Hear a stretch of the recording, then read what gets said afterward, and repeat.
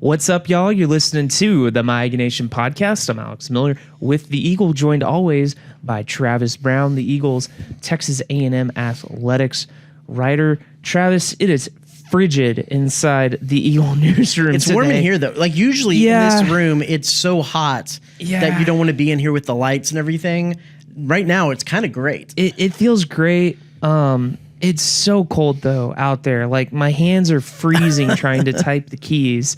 And you've been typing the keys because big news this week, Texas A&M athletic director Ross Bjork is leaving for Ohio State for the same position. That was a job that I think many around the college landscape knew was open. It's a pretty good job, I'll say that. Don't know if I was expecting Ross to be the guy that landed that job, but he's their guy. He's going to lead the Buckeyes athletic department. So today he had his introductory press conference. We're recording this on Wednesday, and it makes sense when you look at everything that they were focusing on.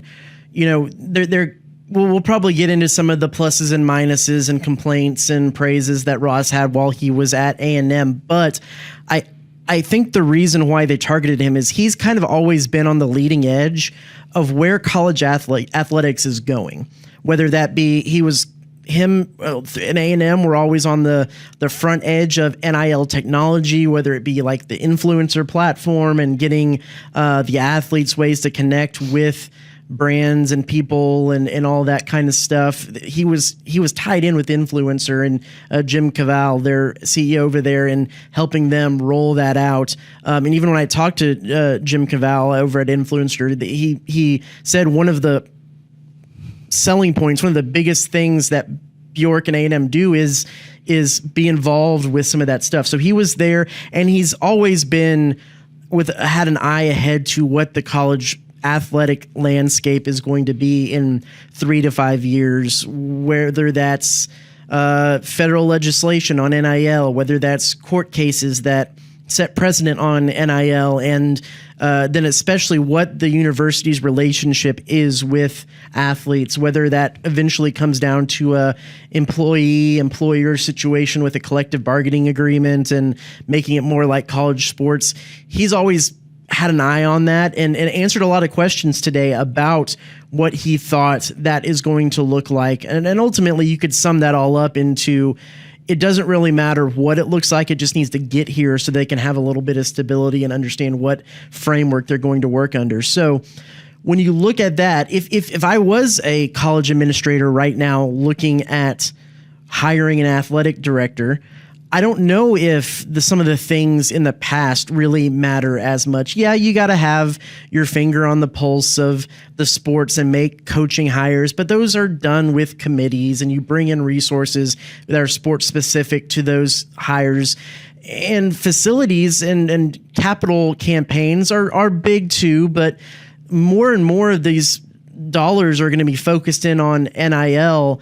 And more dollars are going to need to be focused in on alternate revenue streams to maybe have to support contracts and paying athletes in some form or fashion in years to come. And he's kind of already on the leading edge of thinking through some of that stuff. So if you're going to be one of the biggest programs in the country, one of the wealthiest, one of the biggest fan bases, one of the programs that has had the most success, especially on the football field, it certainly isn't a bad hire if that's the qualifications that you're looking for. Yeah, no, I think you nailed it, Travis. I think Ross is definitely qualified for that job.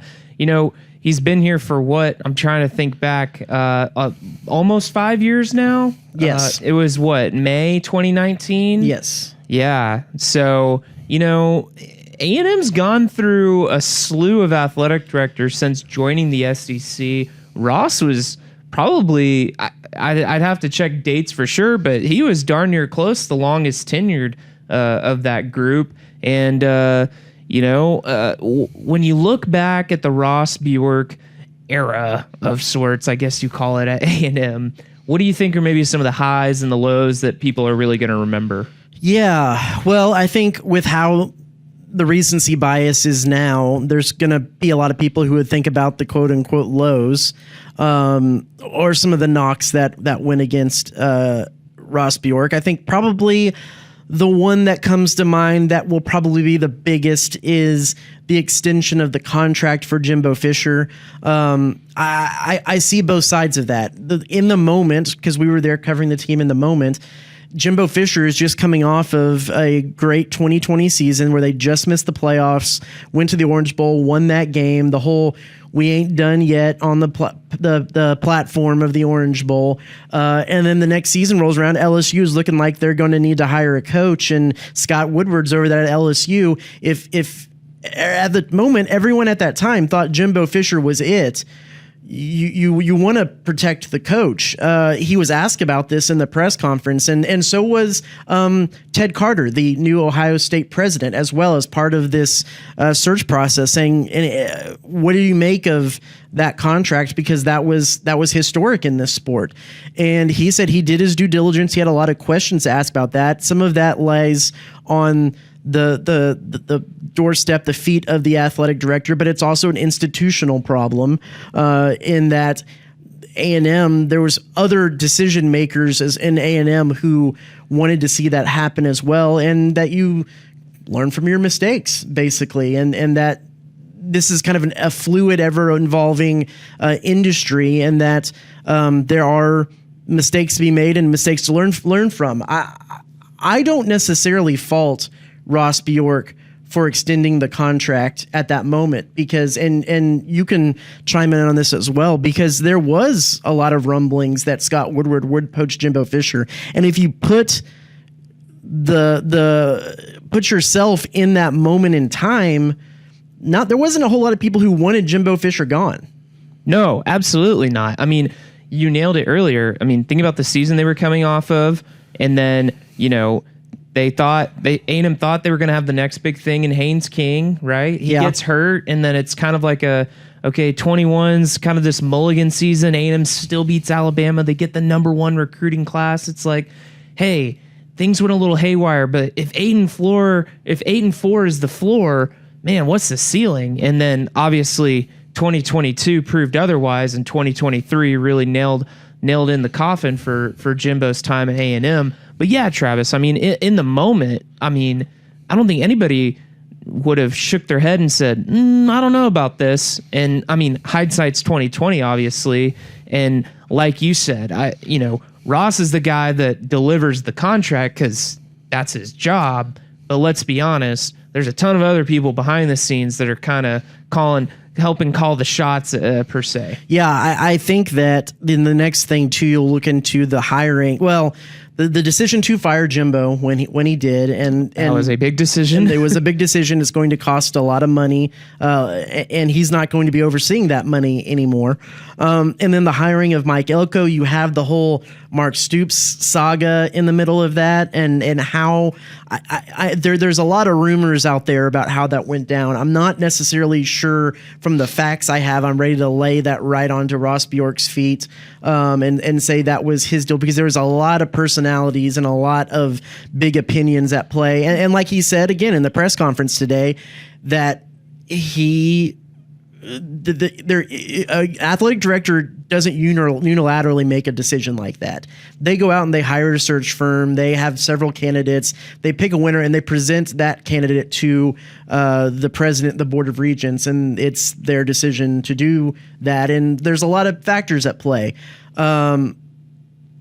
Could it be possible that the Mark Stoops things was squarely on him and he tried to sure, but we haven't really had the reporting on that yet, save for just rumors out there. So I think there's a lot of people who want to blame him for how that was run. It very well could have been the case. And there was some hiccups along the way through how Jimbo Fisher was fired, how they hired the next head coach. But I don't necessarily think that is Ross Bjork's forte. I don't want to say he's bad at it, but his forte is what we talked about earlier. He's going to look at the way that the university relates to and responds to college athletes and what that relationship looks like moving forward. And that's going to be just as huge as the hiring and firing of coaches moving forward. So those are the two biggest things. I guess you could also say that there's probably some people in the fan base who were mad that on his watch, the SEC brought in Texas, and that but again, he showed up to SEC media days, which is not very common for an AD to do. Right. Again, if you want to take a step back as a non-fan's perspective, like what is he going to do there? What power does he have to prevent that from happening? And ultimately, it's going to be a good thing for the conference, and it's going to be a good thing for the A&M, because not that A&M as a brand would have any risk probably of being outside the Power 2 as it's beginning to form, but they strengthened the Power 2 by bringing Texas and Oklahoma in, and they're on the right side of they're in the greenest pastures of college football right now, and they only got greener by adding those. So hey, if it's any consolation, A&M did get the first game at home. There you go. I don't Ross won't be at anymore. Right. I don't want to say that Ross Bjork's tenure at A&M was just a total failure, because it wasn't. There was a lot of, when you want to look at, made some good coaching hires. He made some good coaching hires. We haven't even touched on that from the smaller sports, of course. Jim Schlossnagle going to the College World Series in his first year at A&M, to Jared Chadwell might be his best hire of all of them, with what he was able to do with the women's golf team in his first 3 years. And they look like they're going to keep that going too. Right. Trisha Ford at softball seems to be a decent hire. Jamie Morrison, I always forgot about that. I mean, he seems to be like that trajectory. He was kind of an out of the box hire too. Like when he hired him, and I was reading his background, I was like, this guy did what? And I mean, look at what he did year one. Not to mention, Joni Taylor's starting to get things going on the women's basketball side. A&M just beat Tennessee. That was a big win at home. So I don't want to make this come across as if Ross Bjork is the greatest AD out there. There were some shortcomings. There were some things that didn't go well. But the point of emphasis and why Ohio State targeted him was the fact that he does have experience, knowledge, and kind of a forte in the future models of college athletics, and that's a savvy hire for a university to go into that. It does. So yeah, I don't want us to be overly gushing on Ross, because I think he did a good job here. I think there was goods and pluses and minuses, but I do see why Ohio State targeted him. I will say this too about Ross. One thing I appreciated about him, he was normally pretty visible and approachable, and that a lot of times made our job a lot easier, the way he was willing to work with us. He was a part of the community. I know you do a lot of high school sports, you and Jake and Andrew here, and his son Peyton was a big part of the A&M Consolidated high school team. A&M Consolidated got a shout out during the Ohio State Did they really? No press way. conference, talking about when they kind of was giving a little bio of his whole family, and he was out and about and talked to y'all during those things. Yeah, I mean, case in point this season. I mean, it was Peyton's senior season. He was one of the Tigers' top players. They're one of their best receivers. Our All Brazos Valley football team's coming out this weekend. You might see his name on there. Just giving a shameless plug. And you know, if A&M's got a road game, A&M had a lot of 11 a.m. road games. Ross made it a point. He was at every single game for Peyton this year. And in the world of college athletics this day and age, an administrator that high up, giving up every Friday night to be there for his son, tip of the cap to him. And I mean, that meant some early mornings to fly out to road games or late nights. And but Ross made it a point that, hey, I'm still a family man. I want to be there. I want to be seen. I want to help. He even showed up to a school board meeting last year when, you know, there were a lot of athletes and parents that were expressing concerns with, you know, the facilities at A&M Consolidated High School. He didn't speak, but he showed up. And, you know, I think that goes a long way when you have a guy that's willing to step outside the office and be there in a community. And he was, and I think he made it a clear point that, and he did to you a lot of times, that he wasn't ever trying to wield his weight in that high school realm. He was there as a parent. Mm-hmm. He was not there as athletic director Ross Bjork. He was there as Peyton's dad. Mm-hmm. And, you know, from day one, I think he made that pretty clear. I think he even filled in as a 7-on-7 coach for He did for one of the events that they had because the main coach was sick or had another obligation or something like that. So he was. We just submitted his contest season in the writing world, in the journalism world. We just submitted things, and one of the stories was the obituary I did about Terry Price. And the interesting story about that is, I kind of was in the loop on what was going on when that news kind of came out, because Ross Bjork was at the state 7-on-7 tournament watching his son. I was out there working it when rumbling started happening, and I was kind of attached to his hip for the next couple of hours trying to figure out what was going on there, as he was both watching his son but on the phone, making phone calls, talking to people. And so was a visible part of the community. So those are all, I don't think when everybody looks back, it was a immense era of change in the sport that he oversaw. Oh yeah. And he put A&M, I don't think anybody out there would say that A&M was not on the forefront or made a lot of news or made a lot of waves in the NIL front, in some of these new concepts in college football. And a lot of that is under his guidance. I think that's a good mark on his time here at A&M. Did the whole football coaching situation, were there some head scratchers on that? Yeah, I think there were. I think there things that probably could have been handled better. But I think overall, one of the things he said in his press conference is that they wanted to make sure they left A&M better than they found it, that kind of coaching cliche. And I think ultimately, all things considered, they probably did. I'm curious on your take on that kind of perspective.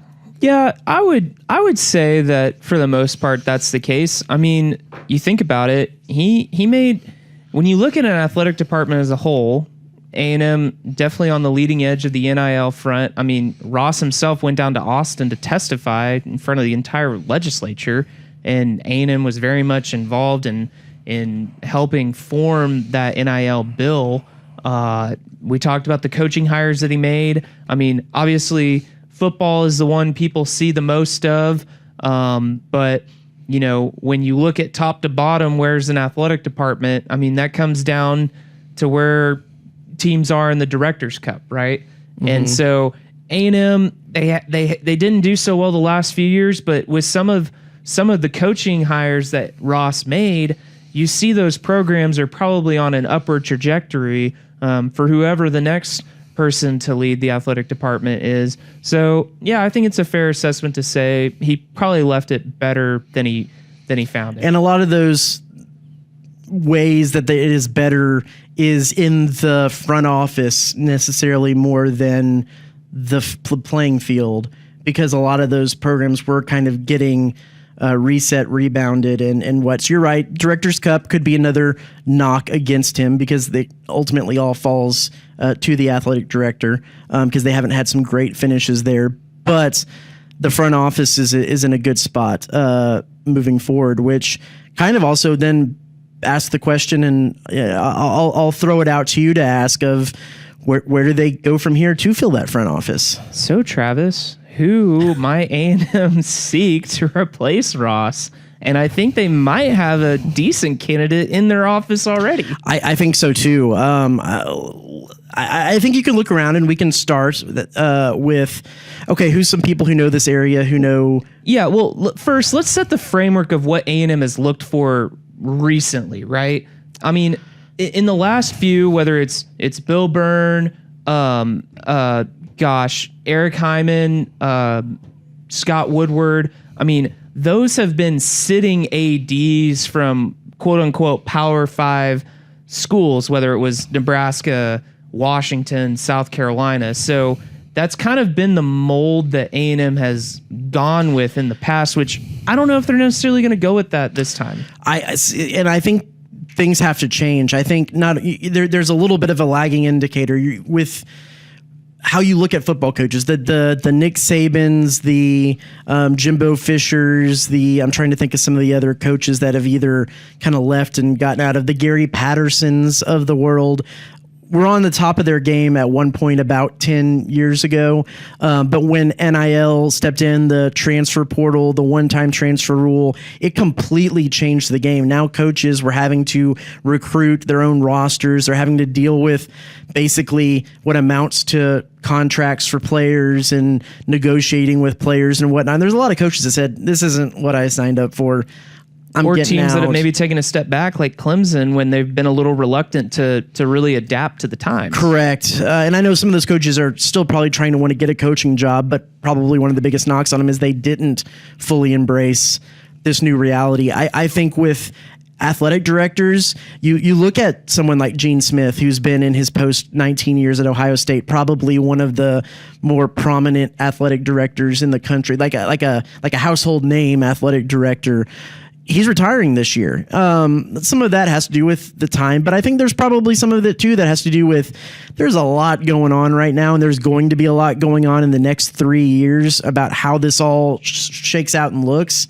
And there's probably going to be a decent amount of athletic directors that say, "Yeah, I'm tapping out. I'm good with that." And so because of that, they probably do need to look a little different. The search, the qualifications, the criteria is probably going to be a little bit different, because I think that there are probably some ADs at some Power 5 schools that are a little bit older, a little bit more established, that might have been the target in the past, who I don't know if you want to go in that direction, because it just depends on how well they have their finger on the pulse of where this is all going, how willing they are to be nimble, to be malleable, to change their approach, to make adjustments with everything that's going on.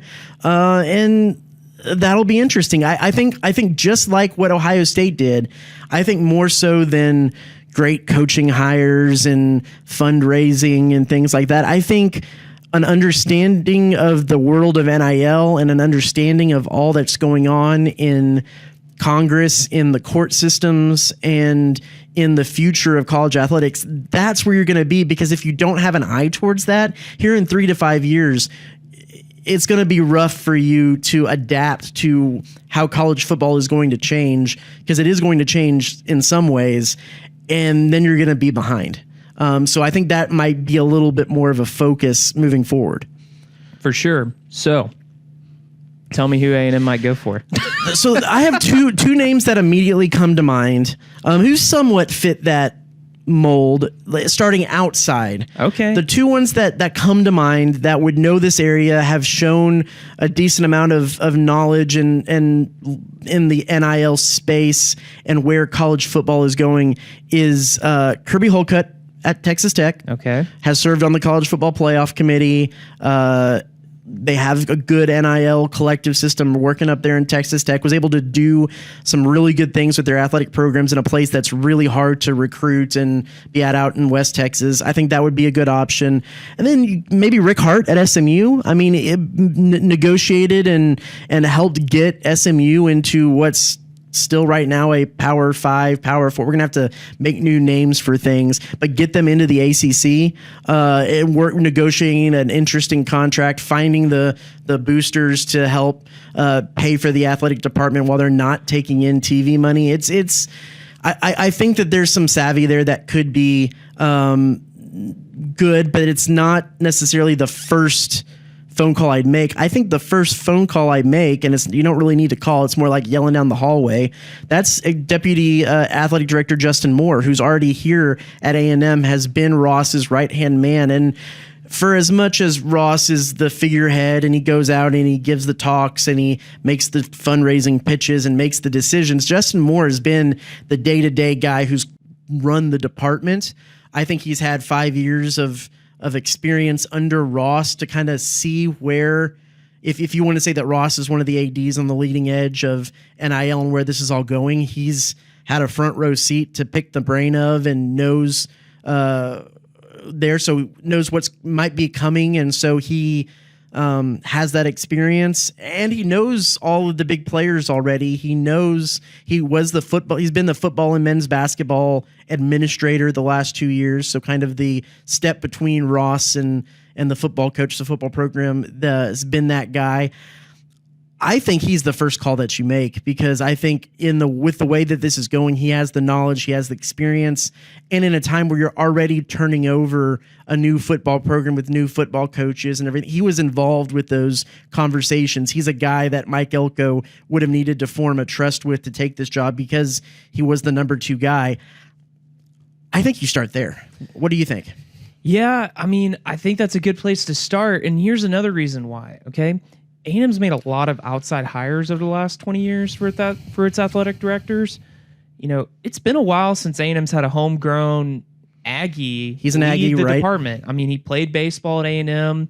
I mean, he was at U of H for a little bit with Kevin Sumlin, came back home when Sumlin got hired, and he's been here the last like 10 plus years. I mean, he's really climbed the ranks, climbed the ladder. Been here for 4 different athletic directors now? Yeah, I think that sounds right. And so, I mean, look, A&M is a place that has a very odd organizational structure outside of the athletic department, when you have a bunch of different competing entities that are, you know, giving their voice, sharing their opinion, trying to help A&M get to where they want to go, right? Mm-hmm. Having a guy that's been on the inside that gets it, right? I mean, that could go a long way when you have a complicated situation like A&M, where you have these different pieces and entities and groups that are trying to, you know, share their influence and input on things, and being able to unify that, I think, is what A&M wants to do. And having a guy that has those connections and relationships that can keep it going, I think, could be a very good thing for A&M, considering they haven't reached the part of the college football or college athletic world that they want to be in, but feel like they can be. That could go a long way in A&M actually getting there for once. Yeah, I agree. I think that the other interesting thing to look forward to that kind of relates to him is, so Gene Smith, the Ohio State AD, doesn't retire until June 30th. Ross Bjork doesn't start his job at Ohio State till July 1st of this year. And one of the things that they were touting at Ohio State is that this gives half a year for Ross Bjork to come under the wing of Gene Smith, learn the ropes up there, learn how things are run, get a little bit more experience with Ohio State, and the transition will be much smoother as he rides off into the sunset and Ross takes over. But that leaves the question of, well, what is Ross's now job with A&M, and how long does that go? And I've been asking around. There isn't a clear answer yet of, you know, is he going up to Ohio State? And they said he is still in the press conference. They didn't make mention that he is still currently employed with Texas A&M. Another statement he made is that he'll be up and around Ohio State events a little bit more starting March 1st.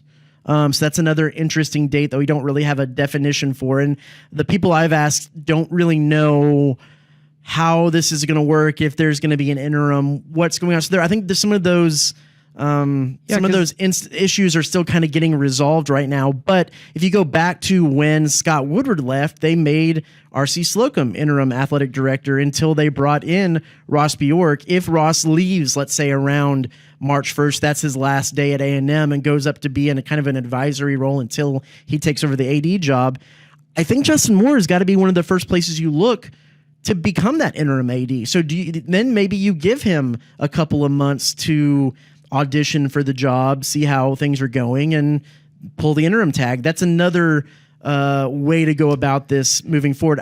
That being said, I don't necessarily, this isn't a coaching hire. It's not like you need to have someone in place, before the transfer portal opens to make sure that you secure your roster.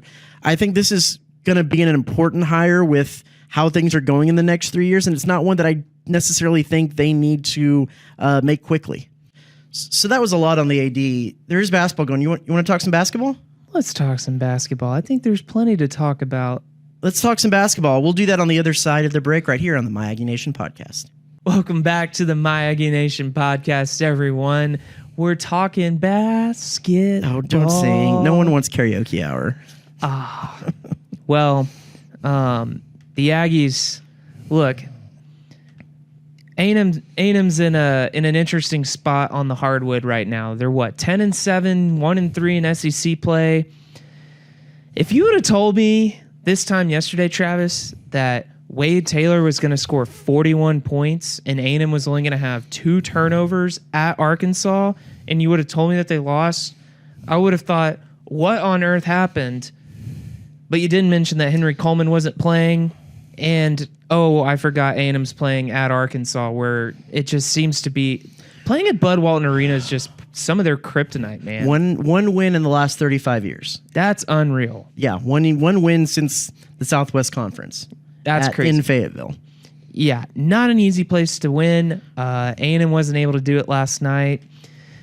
Look, I sense a lot of frustration among the A&M fan base. Travis, can we try and separate some fact from some fiction and kind of set the record straight and just be honest of where A&M's really at and if the Aggies can kind of get it together and go on a run maybe? Sure. I think the program, I think that there is a lot of, we talked about some recency bias with Ross Bjork. I think there's some recency bias in A&M fandom looking back at the shortcomings of the football team. It was a program by all accounts and reports that was unhealthy. You had a head coach that was more concerned with, according to reports, the stars and the amount of talent they brought in and their rankings over how cohesive the team was, how much it meshed. A coach that was so set in his ways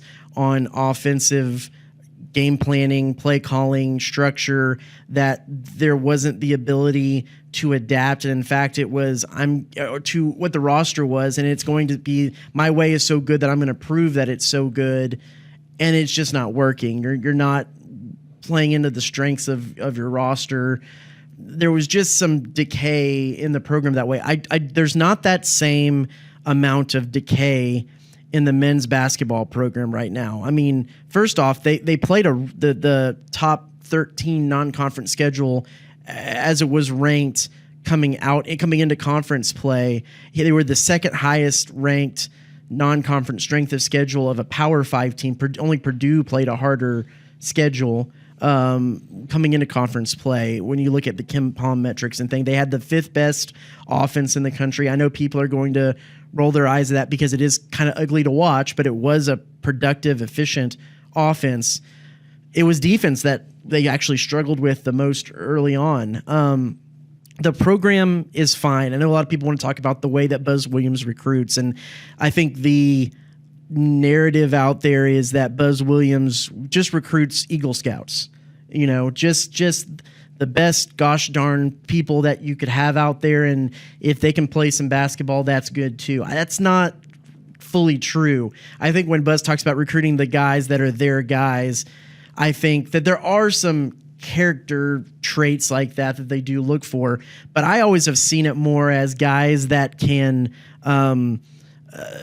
who are good listeners, who can learn quickly on the fly, who are intelligent, who can take coaching. That is after they've achieved the standard of this is a guy who's good enough to play in the SEC. And so I think the narrative that A&M is only going to hit a ceiling because of the players that recruit. They recruit, okay, sure, they might not go for the 5-star guy who's dumber than a box of rocks, but there's been so many instances when you look at the football team of guys who are these big 5-star talents who everyone was excited for, but then you hear rumors and conversation of, well, they just couldn't learn the playbook. They never saw the field because they didn't know their routes. They couldn't learn the playbook. They didn't adapt well to college coaching or whatever. I think what Buzz is trying to do is circumvent some of that by saying these are guys who are all going to know the playbook. They're all going to listen. They're all going to be able to take coaching, and they're still really good athletes. I think if you look back at who Tyrese Radford was, who Wade Taylor were as shooters last year, Tyrese Radford increased his 3-point shooting percentage by like 20 points from his time at Virginia Tech to A&M. I don't have those stats. I meant to pull those stats up here, but he became a really good 3-point shooter last year. Wade Taylor was a pretty decent 3-point shooter last year. So it's in there. They have it. They were able to do that at this level before. It's just for some reason it looks like they have the yips this year. They just cannot hit a three. They were one of the most efficient free throw shooting teams in the country. Wade Taylor and Tyrese Radford were battling back and forth for who was the best, most efficient free throw shooter last year. Free throws have been a little, I wouldn't say it's an issue, but they've been worse this year. They have not been as good. So that showed last night. It's hard to say that this team is not full of good talent because they've proven at this level that they are good talent in the past.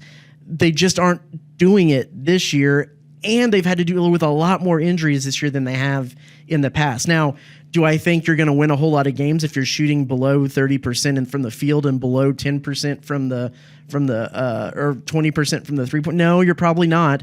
But the offense, the way it's run, provides mitigations for not shooting the ball well. That is getting offense rebounds, getting easy layups, putting those back, getting to the free throw line, making those free throws.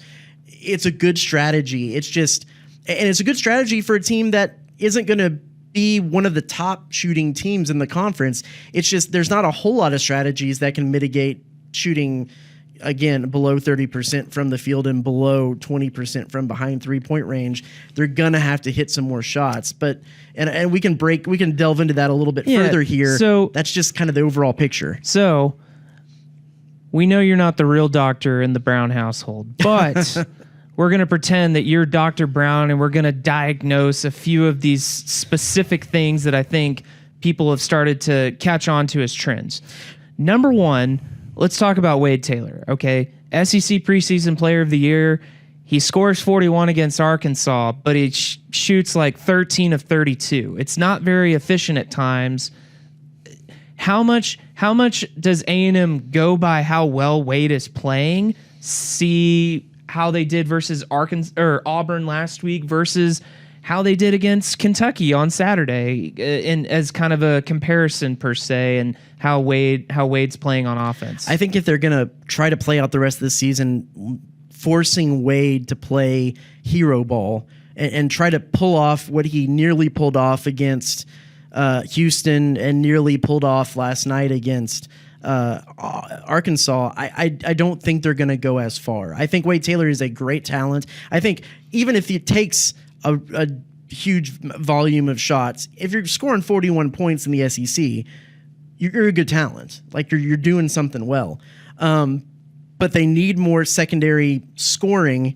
I think that comes from getting Henry Coleman back in the lineup, because part of the reason why Wade Taylor can volume shoot is the fact that if he shoots a three and Henry Coleman and Anderson Garcia are both in good rebounding position, there's a really good chance that even if he misses that three-pointer, it becomes basically a post-entry pass. They get the rebound, they go up and make the layup, or get fouled and hit the 2 free throws. And that's how they get points. It works well that way. But if you're not making free throws, if you don't have Henry Coleman down there, who is a more efficient second chance guy than Anderson Garcia or Solomon Washington is down low, then you're gonna have to get Tyrese Radford the ball a little bit more. You're gonna have to get Jace Carter going a little bit. I think part of the reason they're not getting going is that Wade Taylor, and I don't know if this is play calling, this is on the coaches, or if this is Wade Taylor kind of reading what he sees. He's playing a little too much ISO game. He's playing a little too much, it's all on me. I'm going to go down and throw up a crazy one-handed floater while falling away to the right side of the basket, and it's not going to go in, and our guys really aren't in position when I make that crazy play, so we're not going to get the offensive rebound. Buzz Williams talks a lot about predictability. It's not really a predictable shot. That's not going to do them any good. There was one instance where Wade drove, it was kind of late in the game, Wade drove down in the paint, tried one of those one-handed bumping into the guy, floater, layup type things just outside of the paint, when Tyrese Radford had cut along the baseline and was wide open in the corner. That's a great instance to dribble penetrate kick it out to Radford. He has a wide open 3 chance. They're not hitting the 3 great, but he's probably their second best 3-point shooter. Or everybody's collapsed in on Wade. He takes the ball, drives in, and has a little bit easier of a chance at a layup than Wade did because everybody had already collapsed on Wade. Having a little bit more vision, it's kind of shades a little bit of freshman year Wade when it was a little bit out of control. He kind of had blinders on and was going one way to do the one thing. Now he's an improved player, so he's going to make a lot more of those shots. But I think he's trying to carry too much of the weight of the world on his shoulders when there is options. They changed their pick and roll game. They did this a little bit about Arkansas. It's where they're running the pick and roll more on the wing than on the high. And that works well against Kentucky. And you're getting some more guys involved and some more chances to dish off to Andy, or if Henry can get back in, dish off to Henry. So the issues that they have aren't huge. I think they need to get Wade to be a little bit more of a playmaker and not necessarily having to score 41 points in a game. 25 and 5 assists will go a long way. Sure.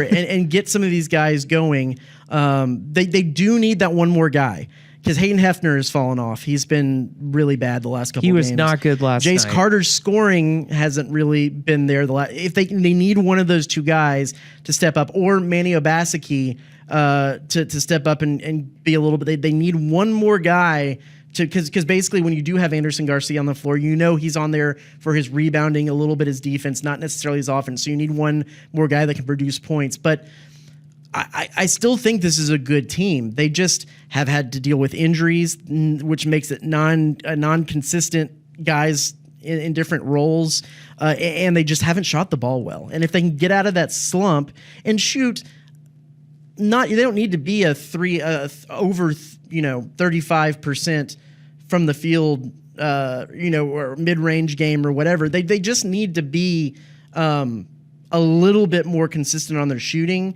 and the second chance points and the free throws will mitigate for that. On the other side, looking kind of at the big men situation, just how valuable is Henry Coleman? Because I think at this point of the season, it's clear Julius Marble is not playing. They definitely thought he was going to be a key piece of the team coming into the year. Wildens Levesque has put together some good minutes. It doesn't seem at the level that Henry Coleman or they anticipated Marble to be. I mean, give him credit. The guy has fought. He had a pretty good game against Kentucky. And you think about Coleman and Levesque are more of that traditional big man, kind of like the Shaq kind of player you think of. Garcia and Solomon Washington kind of strike me as this new age big man where these dudes are really tall, freakishly athletic, but they don't quite have the size and the body to necessarily get down and dirty sometimes. Well, I shouldn't say that necessarily about Andy because he's pretty gritty down there. Yeah, but how much, and this could be a debatable topic, but how much in the modern college basketball game do you see guys getting the ball down low, the guy is backing the guy up with 2 dribbles and then turns it with the hook shot or powers through him into the basket? It's just not part of the game. In fact, most of the time with these teams, when they get their tallest, their post players, they work more as a pivot. They bring them up to outside the 3-point line when the play starts, and they're setting up what their screens are going to be. He holds on the ball to clear the big guys out of the lane so that their guards do have the ability to drive, or when they do run the pick and roll, there's less congestion in the paint and they have some ability to run that pick and roll down in the paint. That's A&M does that a lot. Look at where Anderson Garcia is at the beginning of most plays, or Henry Coleman. They're that pivot. They're the guy who's at the top of the key, who's going to hold on to the ball after the point guard gets up while the play develops, and then get it off and then set their screen, the pick and roll, and work through it. So people don't play triangle offense anymore. You don't see 2 posts on each block and post-entry passes and guys. You don't really see that a whole lot anymore in the game. And so you don't need that kind of guy. Buzz has said on his radio show, he's talked to us, and he is never going to be a guy who brings in a 7'2" center who takes 15 seconds to get down the court because he's so big and slow. He said, why would I get, I think one of his quotes on the radio show is, why would I get that guy when I can get a Henry Coleman who is a little bit shorter, just as broad, and he can run circles around that guy. And I think that that's kind of where the modern game is trending, and they've shown that they can. They're not a tall team, but they're their number one offensive rebounding team in the country. They're a good rebounding team. You don't necessarily have to have those guys. You just have to be able to hit a few more shots to find that open man, to have one guy who gets a little bit hot, especially on the road, to make it. So as long as Buzz is here, you're never going to have a 7-2 center who is. You're never going to have you might have an Oscar Sheway. He's a generational talent. But they did have Josh Nebo. Well, and Josh Nebo. The reason they actually ran that kind of game with Josh Nebo, I know, where it was get it down low, get to him, but that's because they realized he's all that they had. That was the only way they're going to win games, because they inherited that roster, and that was just going to, they kind of altered, they were adaptable, they altered their game and did it that way, but that's not the way that most teams play. The A&M offense looks a lot different. They were trying to beat you 50-49 then. Right. Now they're trying to. And you want to talk about some of that adaptability. They've played their offense different ways. When you look back 2 years ago and Quentin Jackson was here, they still weren't a great shooting team. They let their defense dictate their offense by using that three-quarters court press a lot. Quentin Jackson was quick enough and a good with his hands enough that they relied so much on steals and transition buckets. And that's how they were successful then.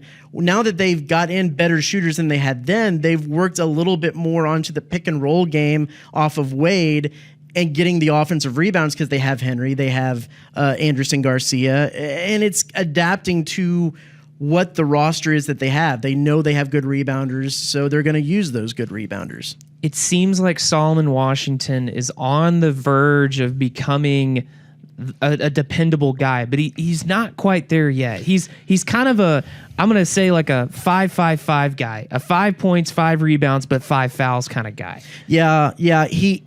His best asset is also his biggest flaw, and that is his energy and his passion and his ability to 5-star get in stopper. there. Right. He has all the energy because he wants to be that defensive guy. And if you're a good defensive player, you've got the energy, you've got the tenacity and all that comes with. But he also sometimes gets too aggressive. For every time I don't think there's 2 blocks in that Kentucky game that I don't think I've seen before. There was the one that got posted around social media a lot, where the Kentucky guard was going up with the left hand and then did the up and under to go to the right hand to use the rim, and he was already midair going to block the left and managed still to get his right and get a clean block on it and follow him across the rim. Like, it was unbelievable. The other one was they got into rotation, the Aggie defense did, and Kentucky had a wide open shot about the free throw line, or might have been top of the key, and he went from the corner all the way, and he looked like